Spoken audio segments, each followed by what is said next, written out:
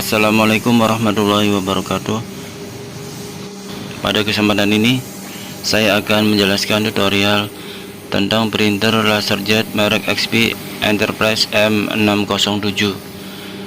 Pada video kali ini akan divideokan bagaimana membuka mengganti fuser film tipe M607 ini.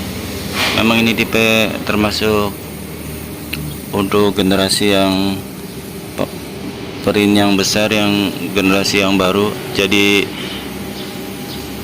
masih baru pertama kali membuka dan memang agak susah daripada tipe terdahulunya, yaitu tipe seperti M521. Nah, kalau ini memang harus sebagai dokumentasi. Jadi sebagai saran saja, kalau kita membuka suatu printer yang memang baru ataupun yang memang sedikit rumit, memang kalau bisa kita videokan, sehingga pada saat kita memasang lagi itu ya kita bisa memasangnya lagi, gitu ya. Mudah-mudahan video ini bermanfaat.